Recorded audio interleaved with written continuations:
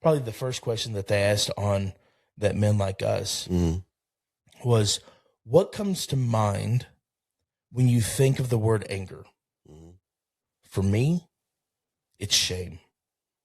And because of the things that I have done in the name of anger, the way that I have, obviously I'm 43 years old now, I have learned to control it better, right? But still yet, growing up, the things that I have said, the things that I've done, the way that I reacted, right, make me feel shameful. And I know I'm not the only person that feels that way. You're listening to Real Men Talk with Anthony Kernott and Kyler Sal, a podcast designed to challenge, encourage, and equip men to live out biblical masculinity and become strong leaders in their homes, churches, and communities. What's up, guys? Welcome to Real Men Talk. Today, we're going to talk about anger.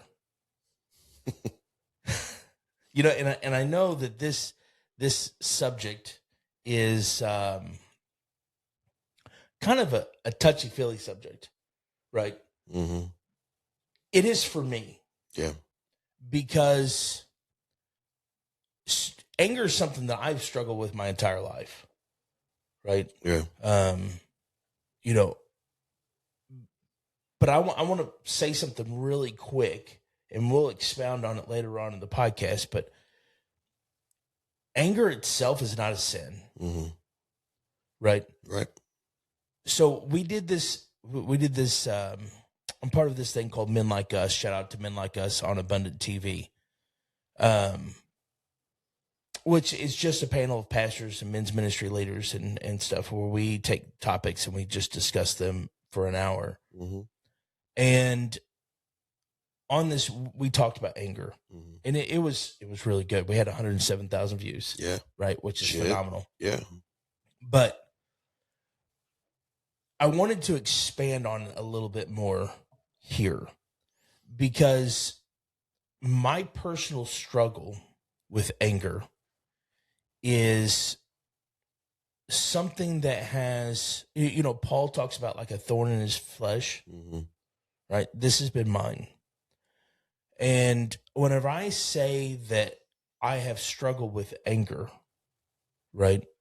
When I was young, I'm going to be real vulnerable here for a minute.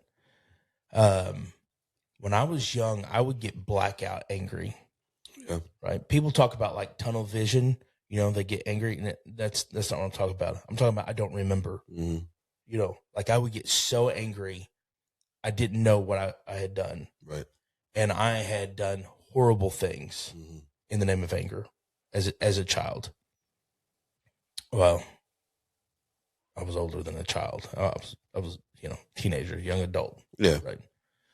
And I had an event happen to me when I was 17 that changed the course of my life. I didn't kill anybody. Right. Thank you. Yeah. Like, please don't incriminate yourself on this podcast. No, I didn't kill anybody. But I had this event, and I was working at Steak and Shake.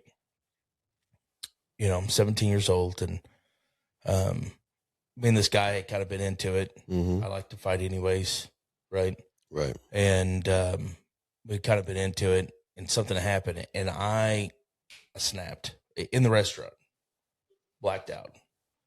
And I come to this thing.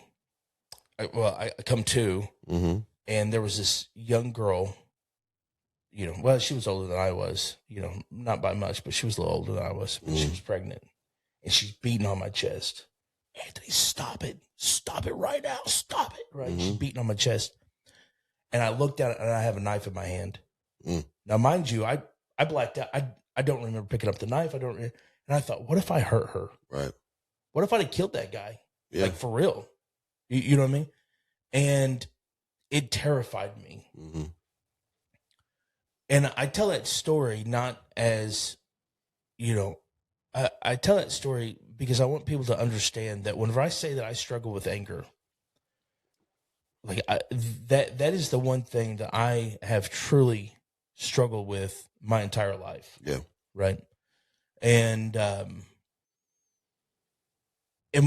one of the questions that they asked, probably the first question that they asked on That Men Like Us, was, what comes to mind when you think of the word anger?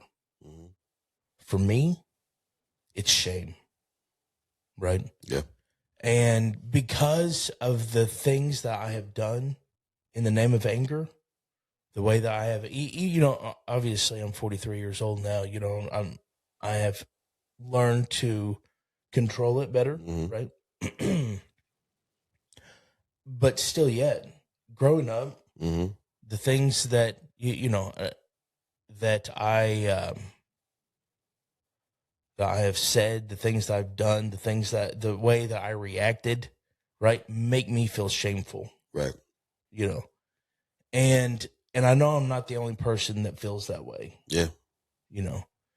And I thought, man, this really needs to be a topic for here. Because I'm going to be real honest with you. I don't remember the last time I heard somebody talk about anger. Right. In a church, any pastors. And I think it's such a touchy-feely subject because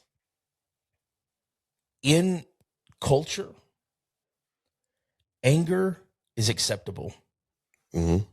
Right? Anger is acceptable. If you and a guy get angry and you cower down, what happens? You're going to be made fun of by everybody. Right. Right. Everybody around you can call you a girl, and I'm not talking about inside the church. I'm just talking about in broad society, right? Right. That's the way men are. Right. You know what I mean? Right, wrong, or indifferent. That's what's going to happen. Yes. Now, if you punch that guy in the face, everybody's going to praise you for that. Right? And the whole situation is wrong. Right. But anger itself is accepted. It's the one emotion that I feel that we can have that nobody questions. True. Does that make sense? Because it's so widely accepted. It's just what we do. We're men, right? Anger is the acceptable reaction to everything. And I'm going to be real honest with you, for a long time, and whenever I say a long time, the vast majority of my life, every emotion turned into anger. Every single one of them. It doesn't matter if I was scared. It didn't matter if I was excited. It didn't matter if I was happy. I was angry all of the time. Yeah. And nobody questioned it. You know what I mean? Obviously, it was wrong. Yeah. I knew it was wrong. My wife knew it was wrong. Don't get me wrong. I've never hit my wife or my my children or anything. I've never been abusive or anything like that. Right. I've been able to, I got it under control before all of that type of stuff happened. Before my wife and children, but I have said some terrible things. I've lost my cool and taken it out on my wife and my children. And society just acts like it's okay, right? As a whole. Well, I think it's because we've made it that. This is my thought process while I'm sitting over here listening to you. Okay. Is we've made that the norm of how to handle emotions as men, right? Because it's the most easiest for us to name. We as men, we won't process our emotions. I mean, how many times has your wife or maybe somebody you're dating asked you, like, let's sit down, let's talk about this? We don't want to talk about these things. The easiest thing that we can say is that made me mad. Right. Because we can name that emotion. We can't name disappointment. We can't name hurt. We can't name shame. We can't name, it's very hard for us to. We have to sit down. We have to actually work through a situation where, like you said, nobody questions anger. So if we just say that made me mad, I'm angry, then most people, I mean, unless you're a therapist and you're doing your job, they're not going to say, well, why did that make you mad? Right. So we as men have just allowed that to be the acceptable version of who we are. And the devil has now taken that as a tool, because I mean, even when I was a kid, struggled with anger.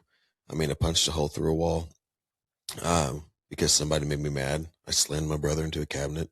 Like, I feel like most men go through a season where they rage out at different times and they can't control it. They don't know how to control it.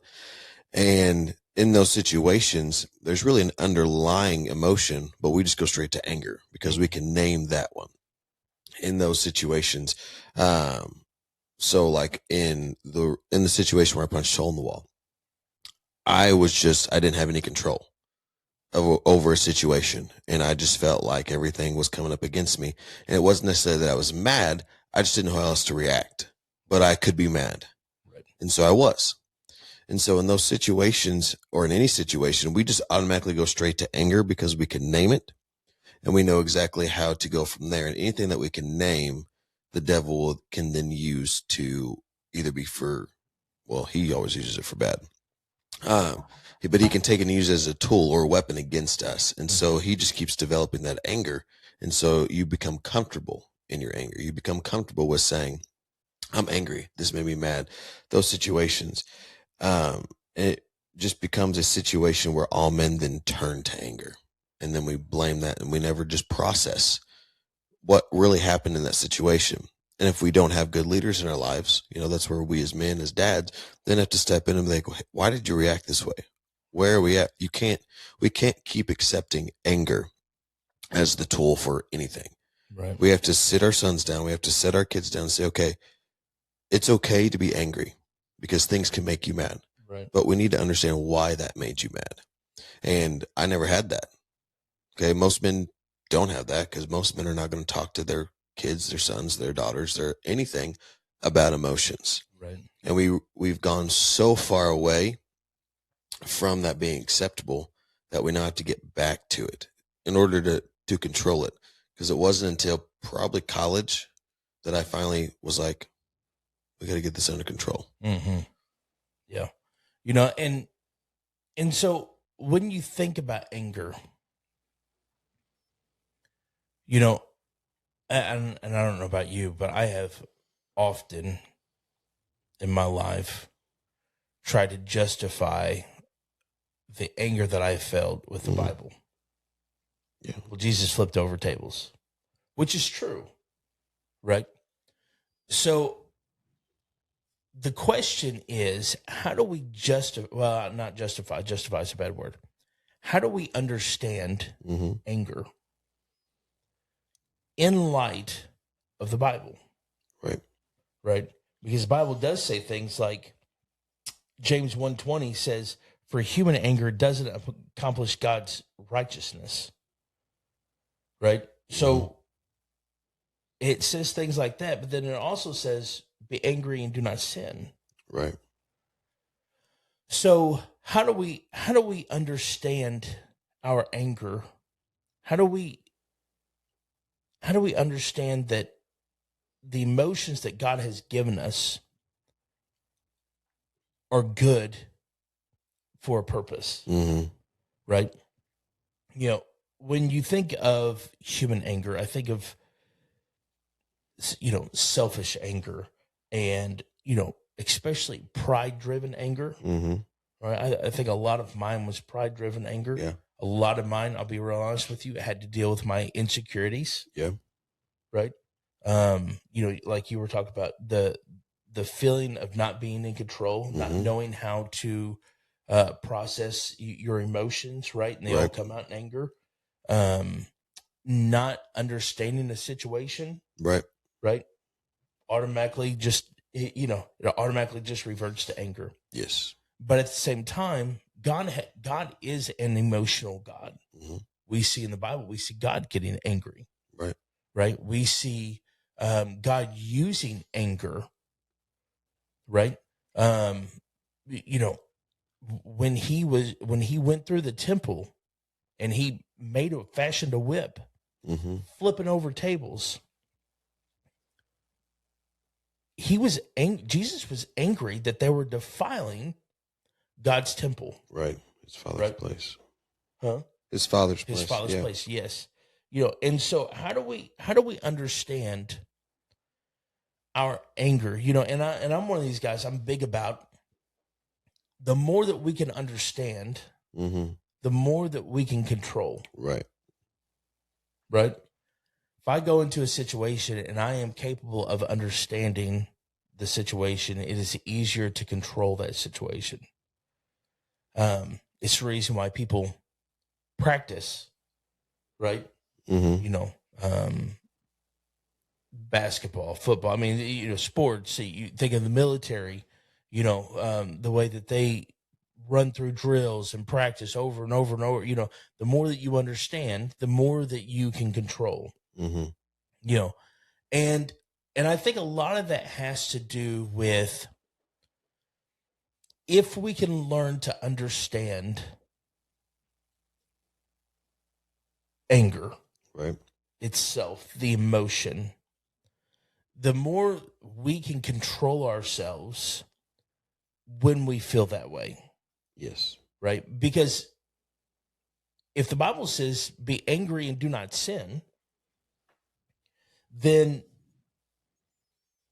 anger itself is not the problem. Correct. It is control. Mm-hmm. Which, I mean, let's be real honest. As men, a lot of us have a control problem. In some area, Right. we've all experienced a control problem. Yes. Whether it's substance abuse, whether it's pornography, whether it's anger, whether it's eating, whatever it is, Mm-hmm. that is typically the problem.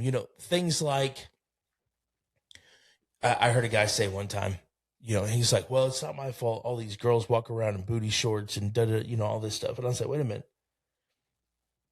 I mean, I'm not saying that it's right, Mm-hmm. but you can only control you. Right. Right? That's the problem. Yeah. Your lack of control. We've all been there. Yeah. Every one of us, right? I'm not condemning anybody, but that's the nature of the beast. When we lose control of our anger, Mm-hmm. that's when it becomes a problem. Yes. Right? And to be able to control the anger, we have to be able to understand it. Yep. And so I was thinking about this, and we actually talked about it a couple of weeks ago in men's group about understanding our anger Mm-hmm.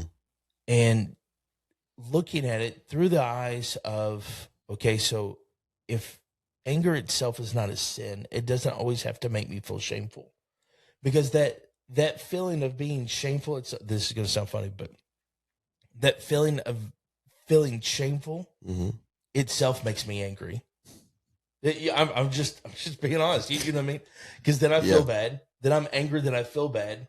Then I'm angry because I feel bad because I'm angry. You know what I mean? I mean, it just compounds. Endless cycle of anger. It really is. And being able to process, being able to understand, Mm-hmm. it is so big. And I really do. I think it comes down to control. Mm-hmm. Because I think God has given us our emotions Mm-hmm. intentionally. Right. And one of our jobs as men is to protect. Yes. Right? If somebody comes in to my home with the intent to hurt Mm-hmm. my family, and I don't get angry, something's wrong. Mm-hmm. Something's wrong internally. Right. Right? That drive to protect my family, something is wrong. Mm-hmm. The other day, I was watching Tim Tebow. I don't know if you follow much of what Tim Tebow's been doing with the child sex trafficking and all that stuff. We'll talk about I had to turn it off. Mm-hmm. Like I was appalled. Mm-hmm. And if that kind of stuff doesn't make you angry, Right. there's a problem. Now, it is what we do with that anger that determines whether or not it is sin or not. Right. Whether or not we are out of control. Mm-hmm. Right? Because I do think that God has given us that as a tool to be able to protect. Right. You know, if you're walking down the street and you see some woman getting boxed, right, or jumped by a couple of guys, you know, being raped or whatever, and you don't feel the need, that doesn't make you angry, that doesn't drive you to action, something's wrong. Yeah. Something is wrong. And you have both kinds. I've seen both kinds, you know, people who don't ever want to get involved because they don't ever want to be angry. They're just cool as a cucumber, you know, and they don't, you know, they don't like to rock any boats, anything like that, right? There's that side of it, but they also have no backbone. They have no, you know, typically their wives run their households. They don't, you know what I'm saying? And then you have the opposite where there is no control at all. Yeah. You know, and they're just always angry. This is where I was at. You know, they're just always angry. They're always popping off. They're always ready to fight. They're always, you know, both of them are wrong. Yeah. And one thing I think we need to make sure that you're understanding when you're listening is that when we say that a godly anger, or like if you're walking by a situation and a girl's getting punched, that does make you angry. What we're not saying is, or what we're saying is not, I don't know how this is going to go out. Anyways, hopefully you understand what I'm saying, is that once you're passing by that situation, you don't start raging out and like beating up people. Okay.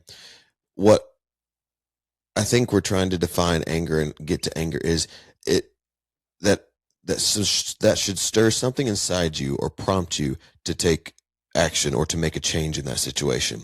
Like anger helps us to care about something and define things because we don't want, or at least from my aspect of things, we're not saying go around and do all this stuff. Actions should be meditated on. They should be concise. They should be clear.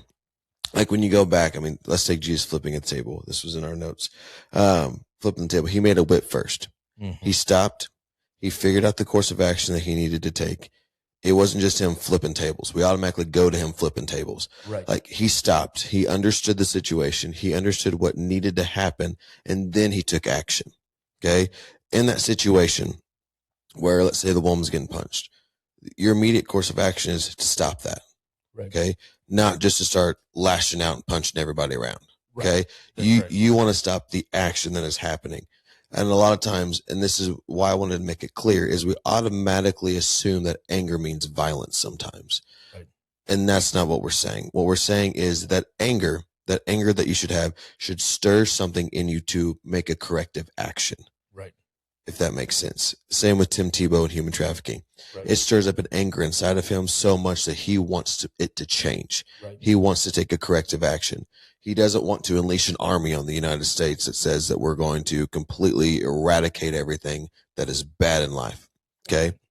I bet if he could, he would probably. That doesn't mean we don't want to on the inside. Right. Because if I'm passing somebody and a guy's beating him up, I sure would want to rage out and just deck the crap out of him. You know what I mean?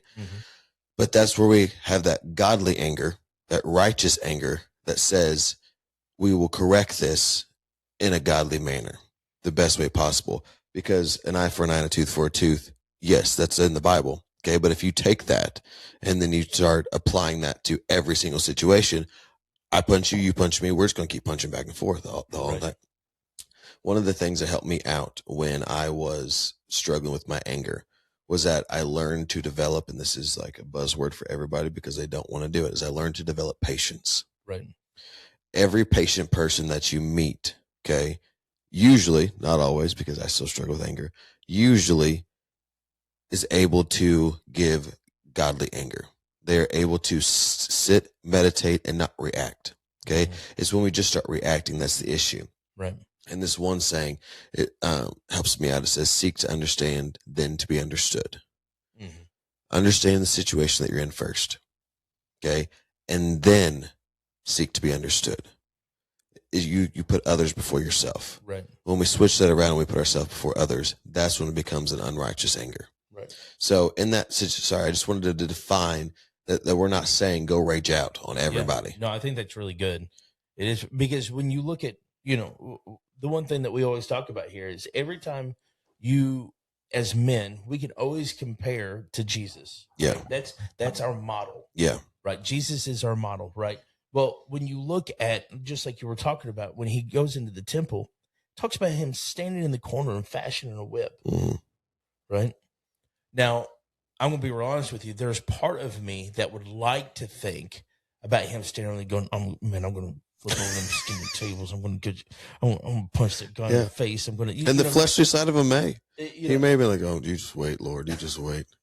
But I don't think that he was. No. I think what we have to understand is what Jesus did was intentional. Mm-hmm. It was controlled. Yep. And it was purposeful. Mm-hmm. Now, what they were doing, what the money changers and these people selling these animals, you have to understand the way that they were defiling the temple. Not only were they not supposed to be in there doing that, but all these people had to come from different regions, mm-hmm. right? Well, they couldn't travel with a lamb or whatever they needed for sacrifice. So these people were taking these lambs and they were marking them for outrageous prices right inside the temple, right? They were extorting what God's law is what they were doing.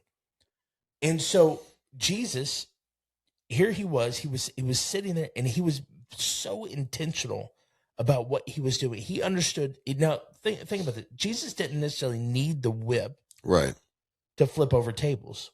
The whip itself was purposeful. Mm-hmm. It was a tool that he needed, right?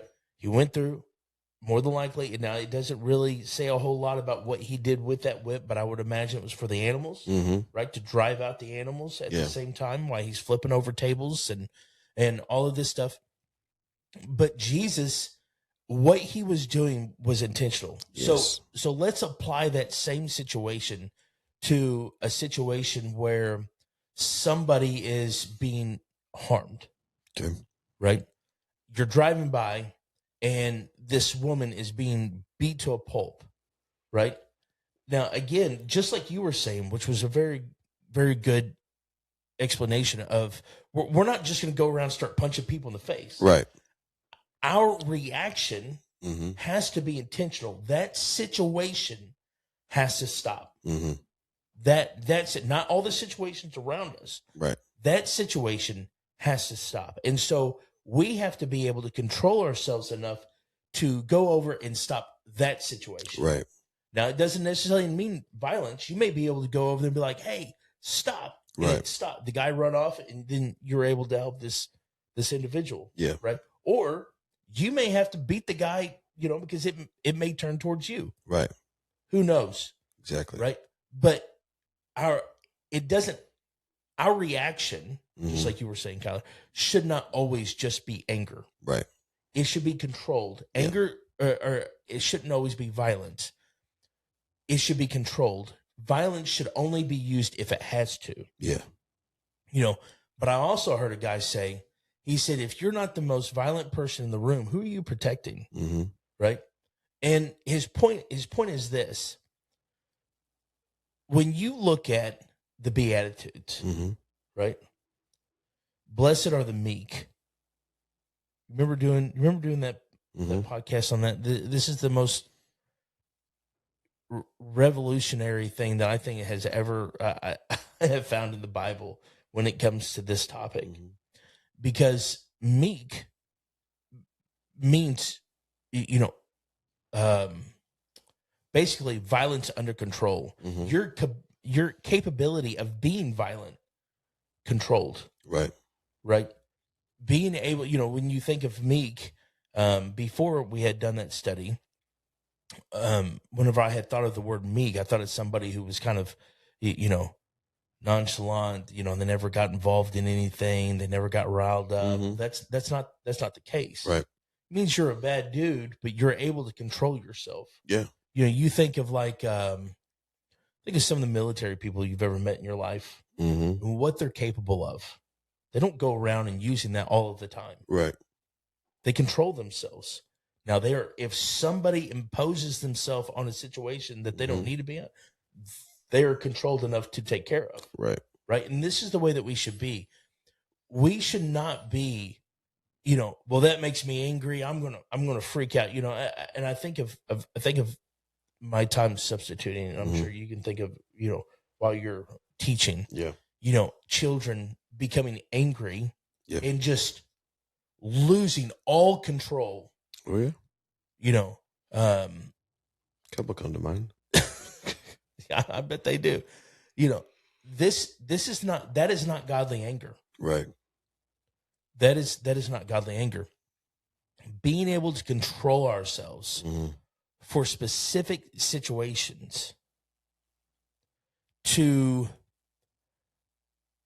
use as righteous anger. I mean, think about this. Sometimes the things that we do, just in general, are because somebody else can't do them right. Okay? And my point is this, is that we should have enough drive in us, right? That we take a stand for truth. That's our job all the time. Right. To take a stand for truth. Yep. Sometimes that stand requires anger. Now, whenever I say that, we're not talking about uncontrolled rage, anger, whatever, but controlled anger. Yes. Just like Jesus, that situation required him to go in and flip over tables. Some people believe that he did it twice. There's two different accounts, one in John, one in Matthew, right? Some people believe that both of those are two different accounts. First time didn't stick, so I had to do it second time. I don't know how true that is, right? I'm not saying that's 100% accurate. Sounds like humans, though. We didn't get it the first time. Yeah. Try again second time. But what drove Jesus to that is what they were doing in the temple. Yeah. In God's presence, because that's where they went. Yep. The temple is where they went to experience God's presence. Right. And in God's presence, they were defiling it. Right? When we see somebody, all right, let's do this. When we see somebody preaching a false gospel, that should make us angry. Right? And whenever I say angry, I'm not talking about violence. It should drive us to action. Yeah.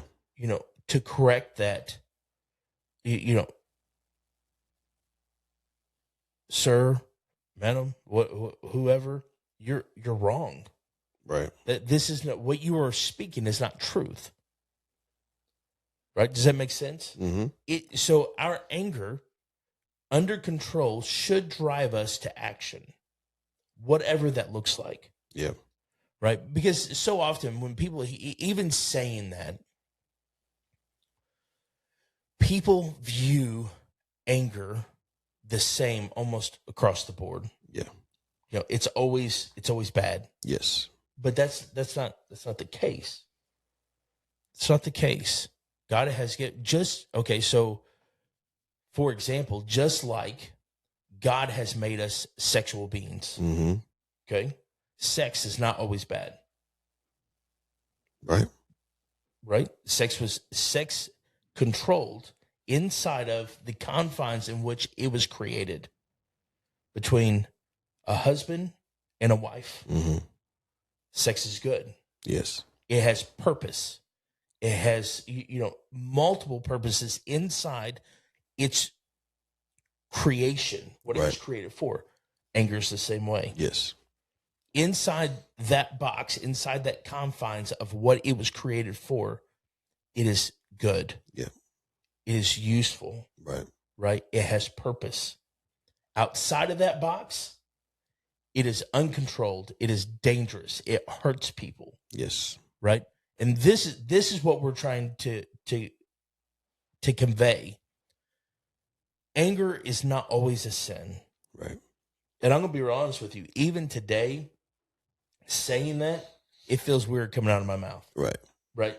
Because of the way that I have used anger in the past. Right. But that's truth. Yep. That's truth. And so as we land this plane, I want, if anger is something that you deal with, that you have struggled with, you know, and I would dare say that the vast majority of men who listen to this have dealt with anger. Most definitely. You know, understand that there is purpose for that anger, but there is a way for you to control that. Yes. Right.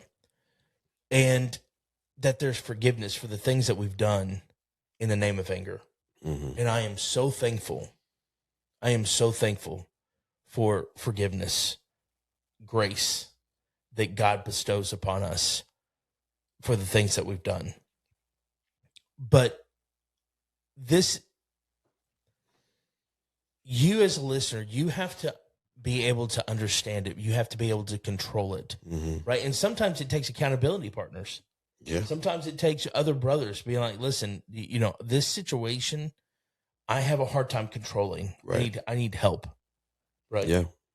And I have had to do that in the past. Mm-hmm. You know, and still, I'm still not perfect at it. Right. By far. Not perfect at it.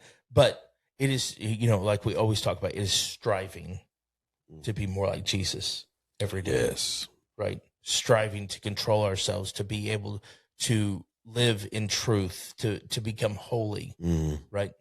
And so if this is something that you struggle with, I really reach out to us. Yeah. We would love to hear from you. We'd love to pray with you. We'd love, you know, whatever we need to do, point you in resources that you may be able to help you. You know, email us, realmen@powerless.com. Contact us on Facebook, Instagram, TikTok. You know, again, we would love to hear from you. Mm-hmm. And as always, I want to enter in prayer. Holy Spirit, thank you. Thank you for grace. Thank you for mercy. That in the seasons in which we have done things that in the name of anger, you have forgiven us of that. It has been washed in the blood. Yes. And we are thankful for that. Help us to be able to control our anger, to be able to be meek. Mm-hmm. Help us to be able to be more like Jesus, to see and understand that we have purpose. Even at times our anger has purpose. Mm-hmm. But that we can control it in the name of Jesus. And we ask you just to help us, guide us, and lead us into this situation where we can consistently learn to understand our anger. I want to give you all the glory and all the praise. In Jesus' name, amen. Thanks for listening to Real Men Talk with Anthony Cronut and Kyler Sal. If this conversation helped you grow, don't keep it to yourself. Share this episode and check out Framework for Biblical Masculinity as you continue leading your home, church, and community.